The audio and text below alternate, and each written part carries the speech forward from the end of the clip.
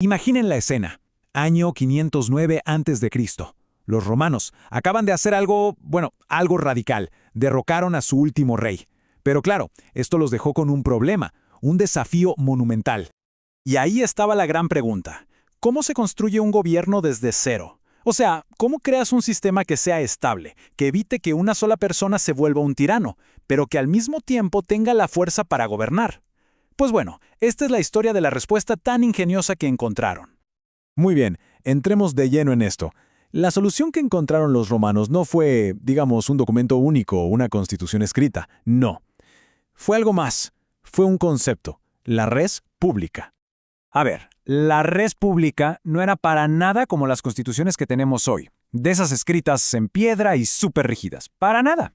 Era más bien un sistema vivo que fue cambiando y evolucionando por siglos. Su base, principalmente la costumbre, la tradición, lo que ellos llamaban los mores maiorum, y solo unas poquitas leyes fundamentales. Era, en esencia, un gran experimento que se iba haciendo sobre la marcha. Y aquí viene el punto clave, lo que hay que entender sí o sí. Aunque se llamara la cosa pública, no nos imaginemos una democracia como la de ahora, para nada. Desde el primer momento fue un sistema, aristocrático. Estaba gobernado por una élite, por un gruputo de familias poderosas que lo controlaban todo, la política, la economía, todo. Entonces, la pregunta es, ¿cómo le hicieron para que todo este sistema no se viniera abajo y terminara en otra tiranía? Bueno, la respuesta está en un equilibrio de poder fascinante que crearon, dividido en 3 pilares fundamentales. Y es que aquí es donde se ve la genialidad romana en su máxima expresión. El historiador Polibio lo describió perfecto. Estos 3 órganos eran como una mezcla de diferentes formas de gobierno. Por un lado estaban los magistrados, que tenían el poder ejecutivo, el imperium, ese era el toque monárquico. Luego el senado, formado por la élite, claro, el elemento aristocrático. Y finalmente las asambleas del pueblo, que votaban las leyes y ese era el toque democrático. La idea era brillante, que se vigilaran y se controlaran unos a otros. Ok, pero ¿cómo funcionaba esto en el día a día, o sea, en la práctica? ¿Qué mecanismos específicos existían para evitar que un magistrado con mucha ambición dijera, ¿saben qué? Ahora yo soy el rey. Pues miren, el diseño de las magistraturas era una genialidad anti-absolutismo. Primero, eran cargos selectivos, no se heredaban. ¡Fuera dinastías! Segundo, el mandato era de solo 1 año, así nadie acumulaba demasiado poder. Y tercero, y esto es importantísimo, eran colegiadas, o sea, siempre había por lo menos 2 personas en el mismo cargo, por ejemplo, 2 cónsules. ¿Para qué? Para que uno pudiera vetar al otro, un freno constante. Ah, y un detalle no menor, no se pagaba por el servicio. Esto en la práctica significaba que solo los ricos podían ser magistrados, lo que reforzaba esa idea del sistema aristocrático que ya comentamos. Y quizás la garantía más potente, la defensa definitiva para el ciudadano de a pie, era esta, la provocatio ad populum. ¿Qué era esto? Era un freno directo al poder de vida o muerte que tenía un magistrado, a su imperium domi, como le decían, dentro de la ciudad. Significaba que ningún ciudadano podía ser ejecutado por orden de un magistrado si la asamblea del pueblo no lo aprobaba. Imaginen el poder de eso. Pensemos en la escena, es casi de película. Un magistrado impone la pena de muerte y el acusado grita una sola palabra, provoco, que significa apelo. Y en ese preciso instante todo se detenía. El poder del magistrado quedaba en pausa. El caso entonces pasaba a la asamblea más importante de todas, la asamblea centuriada, y ellos tenían la última palabra.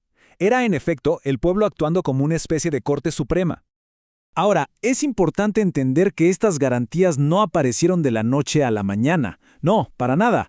Fueron el resultado de un conflicto larguísimo que prácticamente definió a la república entera.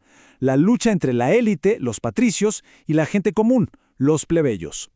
Miren, cuando nació la república, la sociedad estaba básicamente partida en 2. Por un lado, los patricios, la aristocracia de toda la vida. Ellos controlaban la tierra, el senado y, lo más importante, controlaban la interpretación de la ley.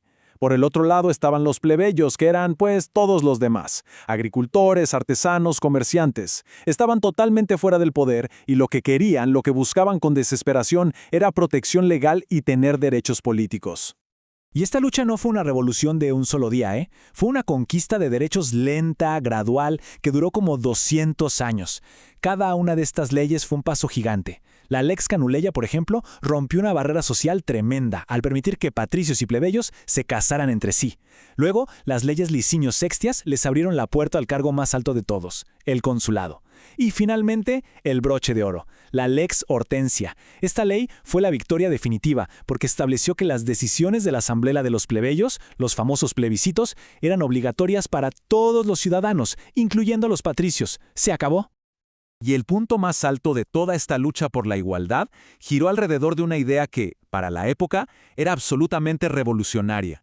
La ley no podía ser un secreto, tenía que ser pública, conocida por todos. El propio historiador romano Tito Livio lo dijo mejor que nadie, capturando la importancia gigantesca de este momento. Para él, la ley de las 12 tablas no era solo un listado de reglas, no, era la fuente de todo derecho público y privado. Era, literalmente, la piedra angular de un orden jurídico completamente nuevo. Es que el punto central es este. Antes de las 12 tablas, la ley era un secreto a voces, pero un secreto al fin y al cabo.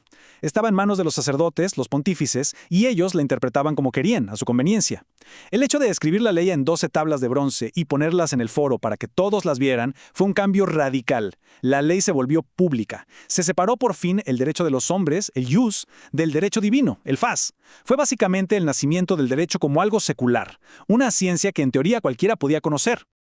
Y entonces, después de siglos de lucha, ¿cuál fue el resultado? Pues no fue una democracia para todos, como quizás esperaríamos. Lo que surgió fue una nueva clase dirigente, una nueva aristocracia, la nobilitas. ¿Quiénes eran? Pues las familias plebeyas más ricas y poderosas que se aliaron con las viejas familias patricias. Juntos formaron una nueva élite que gobernó Roma por el resto de la República. Así que sí, se consiguió la igualdad, pero fue una igualdad para los que tenían el dinero y la influencia para formar parte del nuevo club. Y todo esto nos lleva a una última pregunta, una reflexión final. No hay duda de que los romanos crearon un sistema increíblemente sofisticado, lleno de controles, de equilibrios, todo diseñado para que nadie se convirtiera en un tirano. Pero, y es un gran pero, este equilibrio que funcionó por siglos, en el fondo se sostenía sobre la riqueza y el estatus social. Entonces, la pregunta queda en el aire, ¿fue de verdad una cosa pública para todos? ¿O fue más bien una cosa pública para la élite que la creó? Es algo que sin duda da para pensar.